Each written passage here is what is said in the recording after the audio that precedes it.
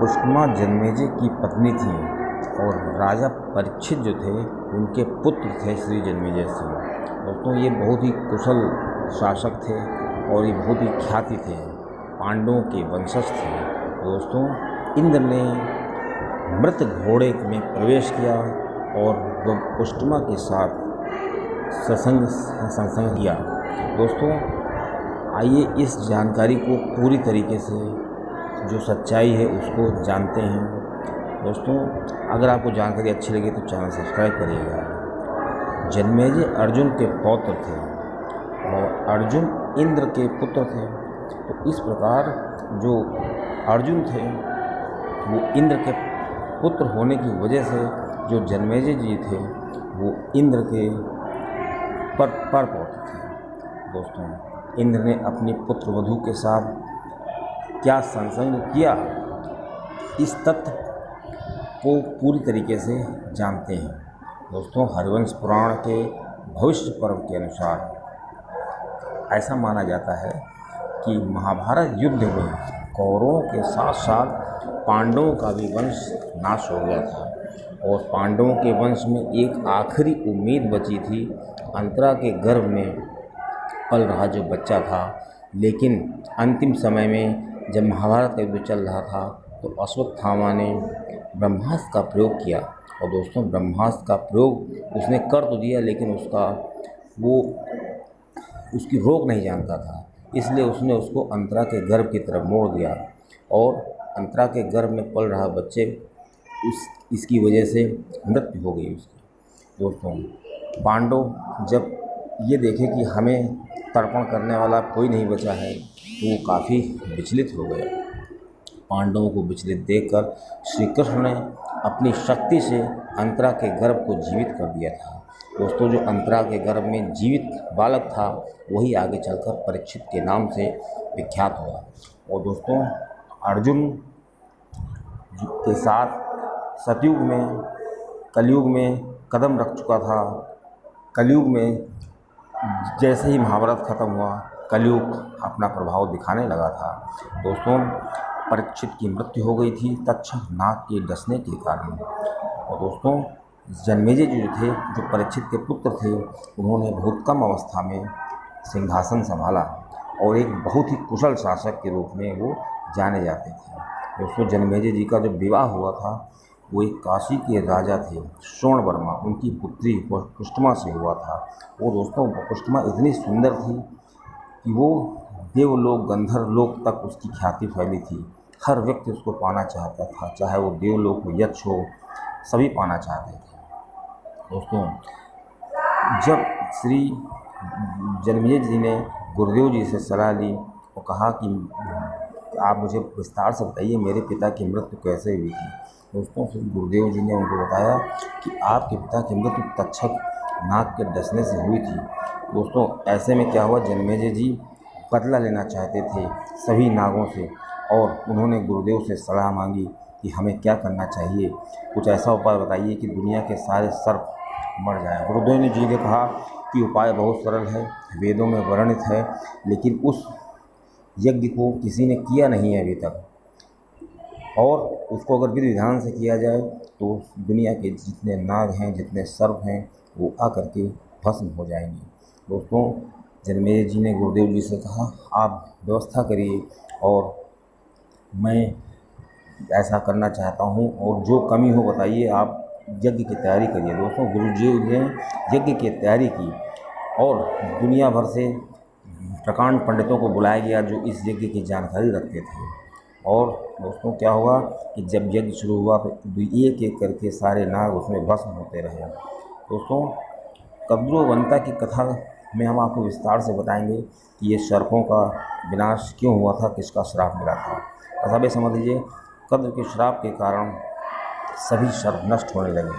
दोस्तों जब तक्षक नाग की बारी आई और ऐसे में ये जो नाग देवता वासुकी जो थे वो इस यज्ञ को रोकना चाहते थे। दोस्तों उन्होंने अपनी बेटी के पुत्र आस्तिक को वहाँ भेजा क्योंकि आस्तिक बहुत ही प्रभावशाली व्यक्ति था और यहाँ तक कि जन्मेजय जी भी उसकी बात को मना नहीं कर सकते थे। दोस्तों अपने पिता का नाम और माता का नाम उसका एक ही था और आस्तिक वासुकी के पौत्र थे। ये यज्ञ में आए और आस्तिक की कीर्ति इतनी अधिक थी कि जन्मेजय उनकी बात को रोक न सके और आस्तिक के कहने पर उन्होंने उस यज्ञ को रोक दिया। दोस्तों जिस समय आस्तिक वहाँ पहुँचे थे यज्ञ को रुकवाया, उस समय वो नाग जिसने परीक्षित जी को डसा था वो ऊपर था, बिल्कुल आधा जल चुका था, झुलस चुका था। दोस्तों यज्ञ खत्म हो गया। उसके बाद जन्मेजय जी को बहुत प्रायश्चित हुआ। उनको लगा कि मैं बहुत से गलत तरीके से नागों को मैंने मारा है, मुझे इसका प्रायश्चित करना चाहिए। दोस्तों ऐसे में वेद व्यास जी आ गए और वेद व्यास जी जो थे कौरव पांडवों के पूर्वज थे, त्रिकालदर्शी थे, परमात्मा थे। दोस्तों जन्मेजय जी ने उनसे कहा कि गुरुदेव कोई हमको उपाय बताइए, मैं अपना प्रायश्चित करना चाहता हूँ।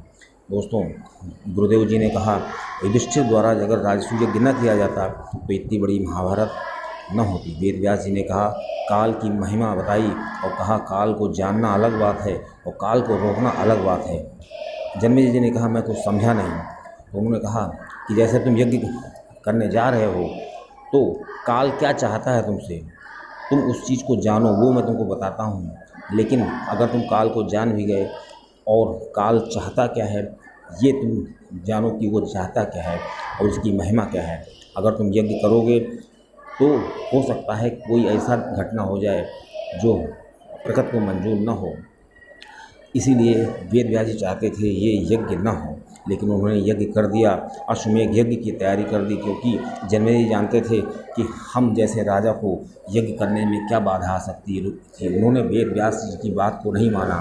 दोस्तों अश्वमेध यज्ञ जब पूरा हो गया, पूरा ही होने वाला था, तो उसमें एक प्रथा थी कि घोड़े की बलि दी जाती थी और घोड़े की जो लाश होती थी उसके साथ राजा जो यज्ञ करा रहा होता था उसकी पत्नी को सोना पड़ता था।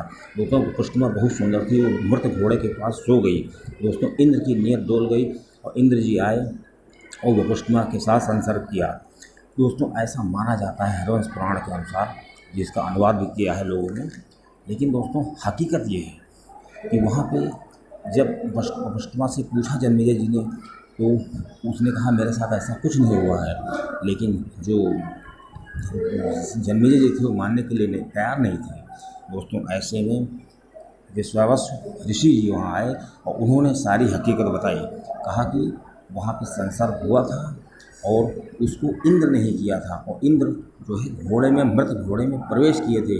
लेकिन जो वपुष्टिमा थी वो असली वपुष्टिमा नहीं थी। वपुष्टिमा के रूप में जो रंभा थी, जो अप्सरा इंद्र के दरबार में नाचने वाली रंभा जो काफ़ी फेमस थी वो थी, और इंद्र ने रंभा के साथ संसर्ग किया था और जो प्रति थी वो वपुष्टिमा की थी। दोस्तों ऐसे में वो मानने को तैयार नहीं थे जन्मेजय जी। उन्होंने कहा ऐसा नहीं हो सकता है, मुझे लगता है कि तुम्हारा धर्म नष्ट हो गया है, और वपुष्टिमा को निकाल दिया। लेकिन विश्वावसु जो ऋषि थे उनके बहुत समझाने पर वो माने। दोस्तों ये जो सर्पों का यज्ञ हुआ था और जो सर्प मृत हो गए थे दुनिया भर के लाखों करोड़ों की संख्या में, दोस्तों इसमें एक श्राप काम कर रहा था। दोस्तों अगर मैं इस श्राप को भी इस वीडियो में डिस्कस करता हूँ तो वीडियो बहुत लंबी हो जाएगी।